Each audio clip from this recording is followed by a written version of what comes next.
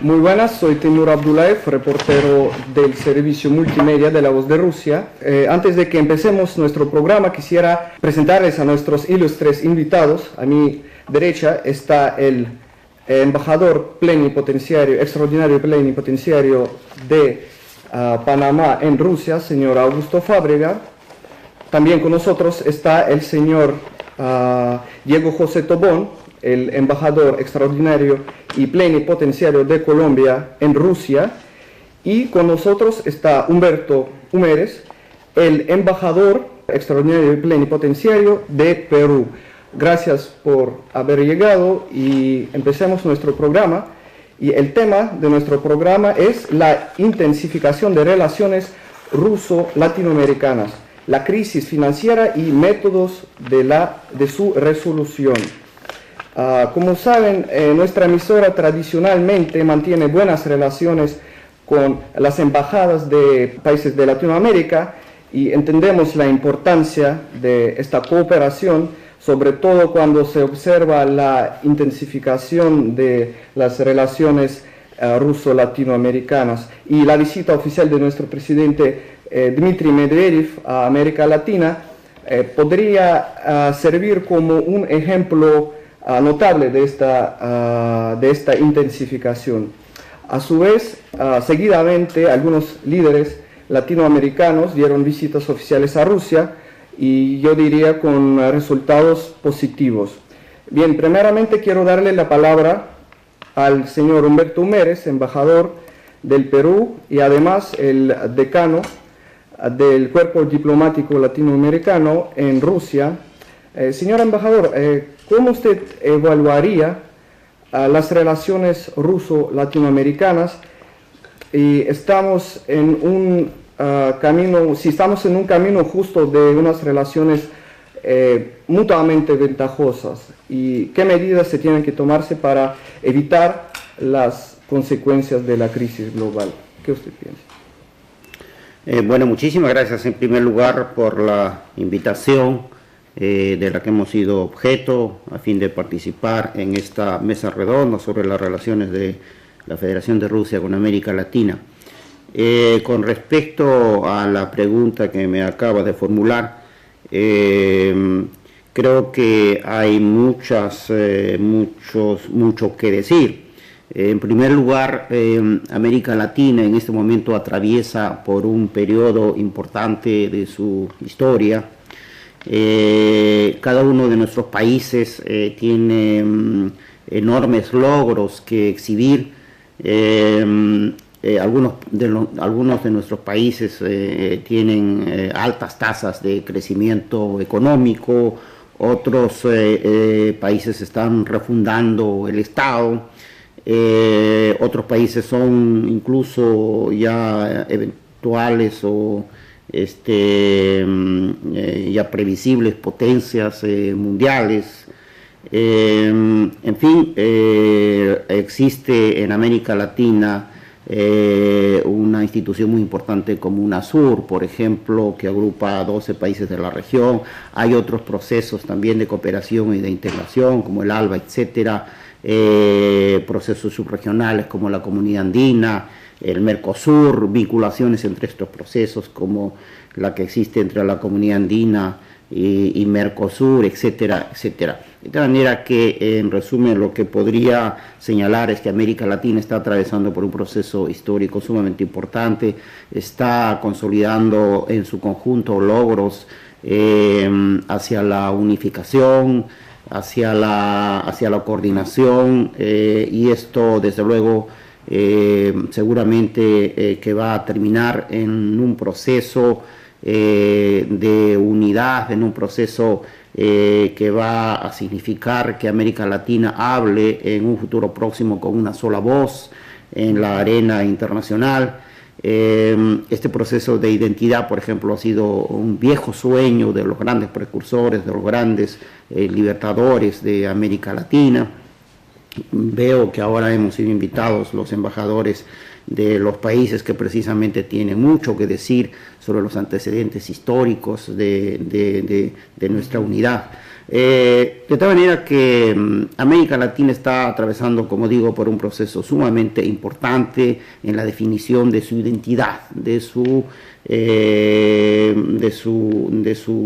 carácter, de su personalidad como unidad, no solamente política, sino también económica, etcétera. Este proceso histórico es sumamente importante también porque Rusia, y para eso estamos invitados acá, para también exponer algunas ideas sobre la participación de Rusia en este proceso. Rusia tiene presencia en América Latina y es una presencia aceptada, es una presencia legítima, es aceptada por todos los países como muy natural. Rusia está presente en América Latina sin ideología, sin mesianismos. El interés y los resultados de la presencia rusa en América Latina se refleja en beneficios recíprocos. Creo que la presencia de Rusia es sumamente importante para nosotros a la luz también de su nivel, del rol que desempeña en la política mundial y desde luego a la luz de los beneficios recíprocos que podemos obtener de la cooperación latinoamericana y rusa.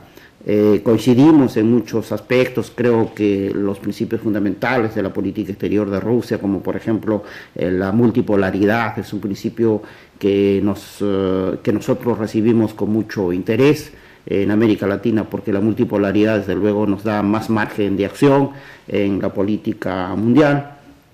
Es un mundo multipolar, es mucho más flexible que un mundo unipolar, obviamente, y que un mundo bipolar, etcétera. Un mundo multipolar yo creo que es lo mejor que puede suceder para la paz y la seguridad internacionales y para abrir vías a la cooperación en diferentes niveles.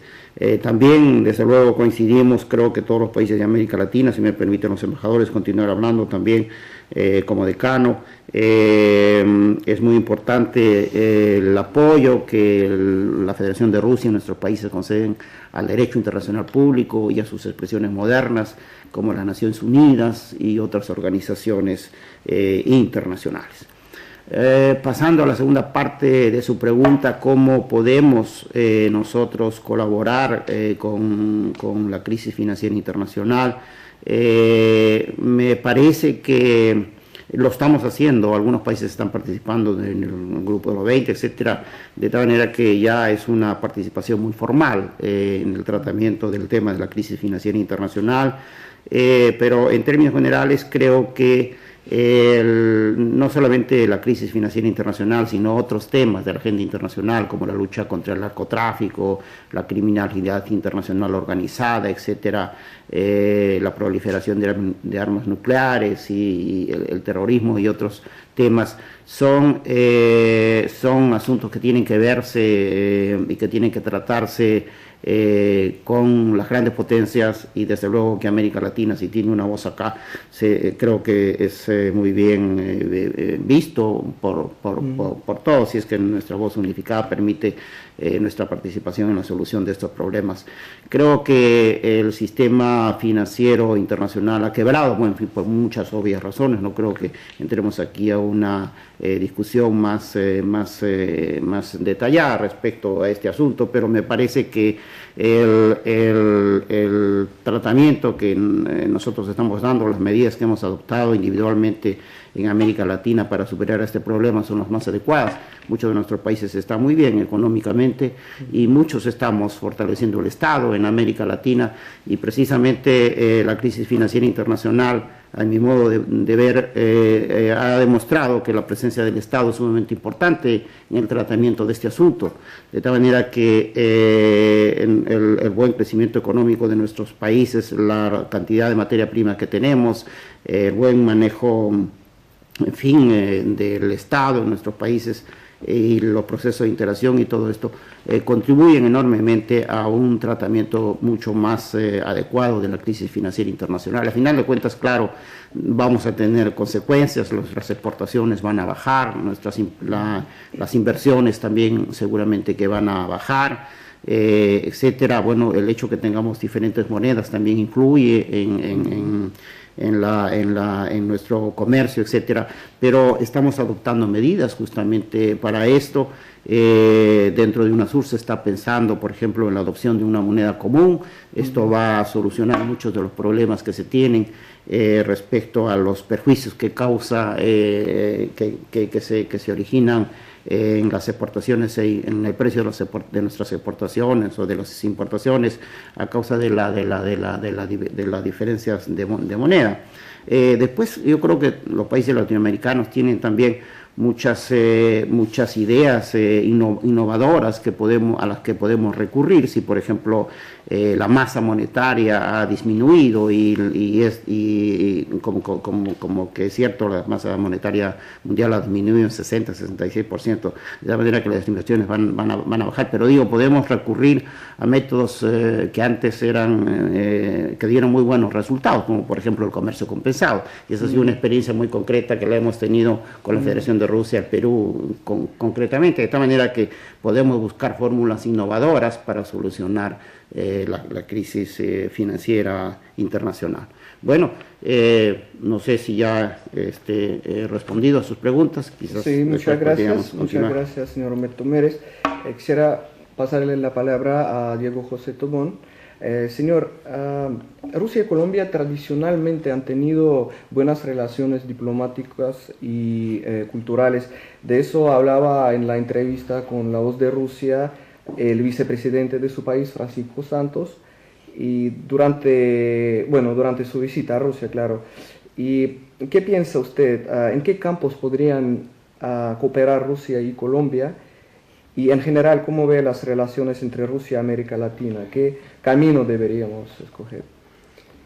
Timur, muchas gracias por volver a esta casa, que como usted acaba de señalar, se ha convertido en lugar obligatorio de nuestro vicepresidente y nuestros ministros cuando están de visita a Moscú. Estamos muy contentos con el desarrollo que su radio está teniendo en América Latina y la ampliación de los horarios. Colombia desde 1811 planteó las relaciones diplomáticas con la Rusia zarista de entonces, y tenemos una profunda admiración y respeto por la Federación de Rusia y su proceso actual. Es un proceso que miramos con respeto, calificamos exitoso lo que se viene haciendo en materia económica y en esta nueva concepción del Estado, que ha escogido como uno de los ejes de su política incrementar las relaciones con América Latina. Es un tema que no responde a ninguna coyuntura de los últimos meses o del último año, sino que desde el año 2000 el presidente Putin señaló con muy buena previsión la complementariedad entre la Federación de Rusia y América Latina. En ese orden de ideas, en Colombia hemos venido desarrollando unas condiciones políticas y comerciales que permitan la confianza mutua. En los próximos días, el 27 y 28 de abril, se va a celebrar en Bogotá la cuarta ronda de la Comisión Mixta Bilateral entre los gobiernos de la Federación de Rusia y Colombia para revisar todos nuestros acuerdos en materia comercial, de inversiones, de cooperación científica, tecnológica, cultural, militar, de cooperación en la lucha contra la delincuencia organizada. Rusia ha tomado la vocería en el grupo de los 8 para condenar a los terroristas que tratan de crear situaciones difíciles de orden público y violatorias de los derechos humanos en Colombia, y gracias a ese respaldo vamos avanzando en la consolidación del Estado en la totalidad de nuestro territorio, que tiene cerca de 500.000 kilómetros de parques naturales y de selvas húmedas tropicales, donde algunos terroristas se ocultan. Colombia mira con complacencia que esté preparándose el mundo para la reunión del Grupo de los 20, escuchando a las distintas regiones. El fin de semana pasado estuvieron en Chile y antes pues ha habido otras reuniones en Brasil y en diferentes países y zonas geográficas para buscar cómo las economías de mediano desarrollo, en el caso nuestro, Perú, Venezuela, Colombia, Chile, tenemos mucho que decir. Colombia ha adoptado la intervención del Estado en la economía y no es extraña la intervención en la protección del ahorro. Y eso nos ha blindado un poco de las crisis financieras, de las crisis económicas de los últimos años, y creemos que lo estamos haciendo bien en interviniendo para tener un sistema financiero sólido, una banca central independiente del gobierno, donde se escucha al gobierno, pero se toman decisiones absolutamente técnicas y en consecuencia controlamos la inflación, le damos seguridad a los inversionistas, nos hemos convertido en uno de los principales receptores de nuevas inversiones en América Latina y una de las economías emergentes que muestra mayor dinamismo en la diversificación tanto de la inversión extranjera, que lleva tecnología y nos ayuda a generar empleo, como también en las exportaciones.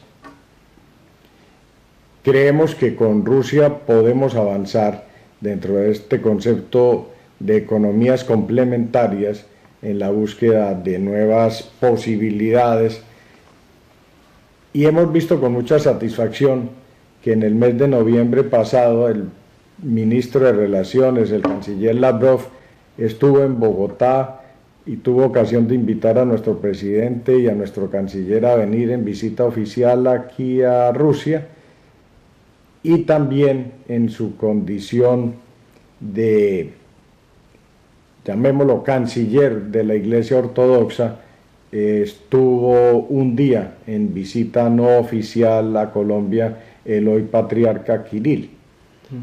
Hay muchas relaciones mutuas en el tema cultural y económico que nos permiten asegurar que el futuro entre Colombia y la Federación de Rusia, especialmente a través de organismos como los de la Cuenca del Pacífico, es brillante y estamos trabajando en ese sentido. Sí, muchas gracias. El doctor Augusto Fábrega estará a mi derecha.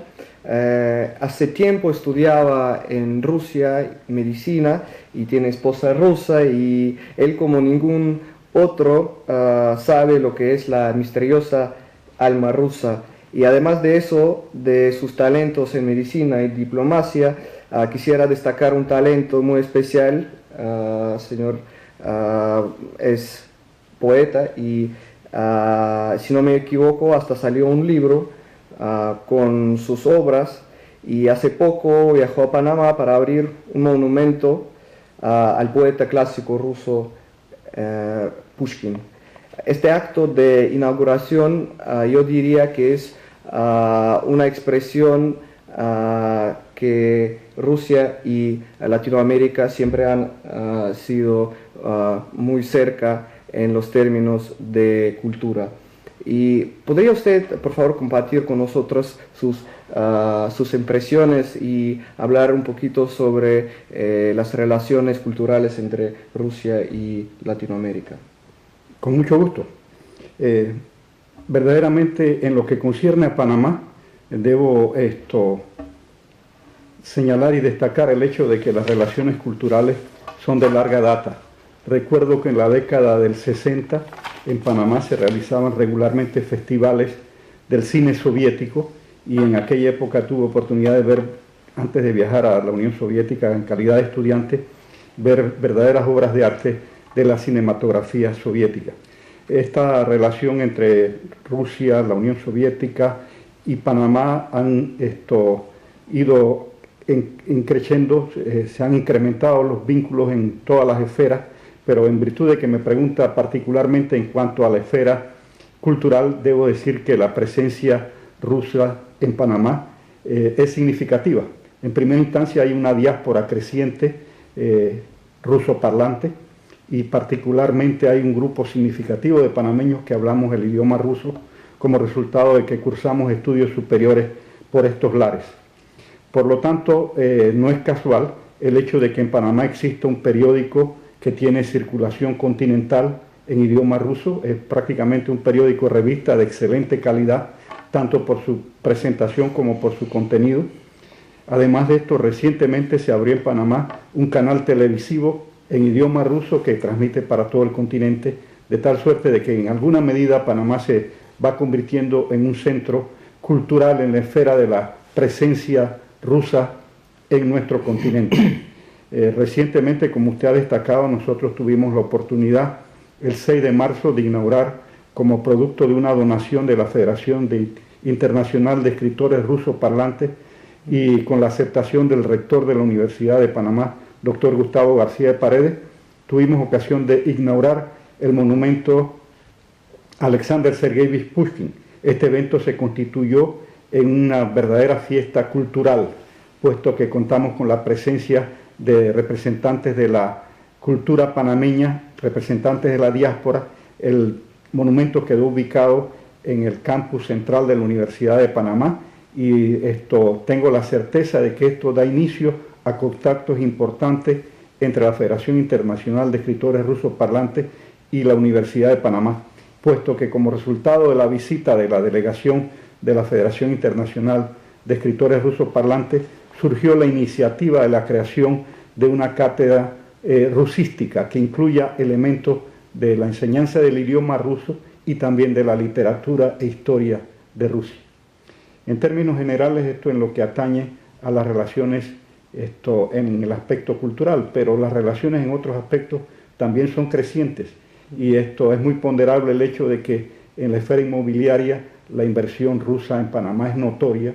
Es frecuente de que uno en los almacenes y en algunos sitios de la ciudad se encuentre con población ruso parlante, que evidencia de que como resultado del incremento de estas relaciones económicas se incremente la presencia rusa. También los rusos han descubierto la posibilidad de viajar por el mundo sin las trabas de visa, haciendo depósitos en el Banco Nacional de Panamá o en la Caja de Ahorros, que es un banco estatal panameño, por una determinada suma que les permite obtener un pasaporte que, sin ser la nacionalidad panameña, es un pasaporte de viaje panameño que puede ser utilizado para viajar a los países donde nosotros los panameños viajamos sin visa. También es importante el hecho a destacar que Panamá cuenta con condiciones inigualables en el aspecto de la posibilidad de la penetración del mercado latinoamericano, como son la existencia de la zona libre económica de Colón, que ya en el pasado ha sido utilizada por la Unión Soviética para distribuir sus productos, particularmente los autos Lada, que se distribuyeron a través de la zona libre de Colón por centenares de miles a toda América Latina. Nosotros aquí estamos haciendo especial énfasis en el hecho de que Panamá es un país donde los rusos pueden invertir con confianza, puesto que hay estabilidad política, hay estabilidad jurídica, y nosotros los panameños nos caracterizamos porque le damos la bienvenida al capital de cualquier país, siempre y cuando que sean capitales legales, por supuesto. Nosotros tenemos leyes muy rigurosas en el campo de la bancario. Panamá es un centro bancario financiero que cuenta con 120 bancos, entre ellos recientemente los rusos adquirieron un banco en Panamá, de tal suerte de que existe un banco de capital ruso en Panamá en la actualidad.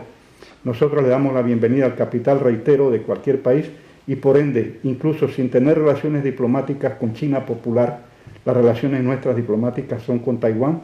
Nosotros tenemos una representación en Beijing, una representación comercial, y la inversión de la China popular es importante en esferas tan fundamentales, por ejemplo, como en la esfera portuaria. De tal suerte de que esto nos anima el hecho de que los rusos cada vez conocen más a nuestro país y lo utilizan como destino de inversiones. Pilares fundamentales en esta promoción de Panamá ha sido la visita que realizó nuestro primer vicepresidente y canciller, Samuel Lewis Navarro, quien visitó a Rusia en el año del 2007 y tuvo una acción muy importante aquí, contactos fundamentales que permitieron ubicar a nuestro país como un futuro destino de inversiones de la parte rusa. Una entrevista que realizaron a nuestro presidente, que tuvo una sintonía de 100 millones de personas en el territorio postsoviético, permitió a nuestro presidente destacar las bondades de nuestro país como destino de inversiones, y además de eso se promovió a través de ese material, que fue no solamente la entrevista que realizaron al presidente, sino también información concerniente al centro bancario, a la zona libre de Colón, etc. Constatamos con gran satisfacción el hecho de que se ha incrementado sustancialmente el número de turistas que visitan a nuestro país. Panamá es un país que tiene condiciones extraordinarias en la biodiversidad. Hay más variedad de aves en Panamá que en Estados Unidos de América y Canadá juntos. Por lo tanto, son muchos los ornitólogos que visitan a nuestro país. Las aguas del Atlántico y Pacífico tienen una temperatura promedio de 24 grados, por lo tanto, en la época del crudo invierno de Rusia bien se puede llegar a Panamá a sentir un poco el calor tropical de nuestro país. Y los requisitos para viajar a Panamá para la concesión de la visa son elementales. Las visas las concedemos en un tiempo muy corto y por ende hemos experimentado que los rusos han captado que nuestro país es un buen sitio para vacacionar y a menudo viajan a Panamá y esto lo saludamos nosotros. Muchas gracias por su discurso y ahora quisiera referirme a todos ustedes con un par de preguntas generales.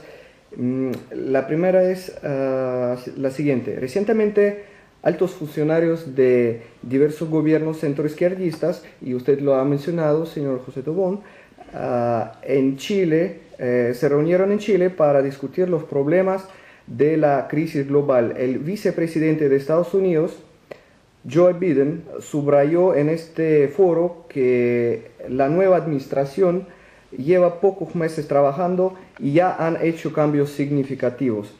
¿Qué piensan ustedes? ¿Cómo cambiará la política de Estados Unidos hacia América Latina en el futuro próximo y si asegurará sus posiciones como en los tiempos, digamos, de la Guerra Fría? ¿Quién podría responder a esta pregunta? Nosotros en Colombia la categoría de Guerra Fría no la tenemos en nuestro diccionario político y diplomático. Y trabajamos para que no se regrese a ese concepto. Y todo indica que afortunadamente Europa, Rusia, China, Japón, Estados Unidos, América Latina y los países árabes trabajan en una dirección, encontrar acuerdos que permitan conservar el empleo, la inversión y corregir el sistema financiero internacional para que después de este año difícil del 2009 vuelva el mundo a encontrar el cauce a la inversión y al desarrollo pacífico entre los pueblos. La relación que Colombia tiene con Estados Unidos y con sus demás vecinos es una situación armónica de colaboración, de gran cooperación, y en el caso de Rusia tomó la decisión unilateral de suprimir las visas como un gesto de reconocimiento al pueblo y al gobierno de Rusia. En consecuencia, creemos que lo que se dijo en Chile es totalmente satisfactorio para augurar un buen resultado en la reunión del 3 de abril en Londres. Cooperación, inversión, desarrollo, protección al empleo y desde luego cuidar para que haya una mejor redistribución del ingreso en favor de los sectores que requieren el apoyo de la acción del Estado en áreas como nutrición, salud, vivienda, servicios públicos en los países del tercer mundo, en los países de mediano desarrollo. Y bueno, pasando al foro del G20, tal vez algunas medidas nuevas, algunas proposiciones. Son 3 países de América Latina que van a llevar la vocería y es una muestra de diferentes tendencias y resultados económicos que va a aportar América Latina al mundo y a esa reunión del grupo de los 20, que serán realmente 21, porque estará también España. Bueno, pero me interesa mucho la idea de desistir, que hay ideas, ¿no?, de desistir al dólar americano como la principal moneda de operaciones, ¿no?, y crear una moneda propia. ¿Y usted piensa que va a haber algunas ideas similares en esta reunión? Pienso que se pueden ampliar la canasta de monedas, pero no vamos a salir de las que hoy existen. El euro, el dólar, el yen, la libra esterlina, el franco suizo, la moneda de la China, y posiblemente entrará en la canasta de monedas el rublo de la Federación de Rusia. Estamos todavía muy lejos para llegar a unos acuerdos que nos permitan una moneda única o sustituir el dólar.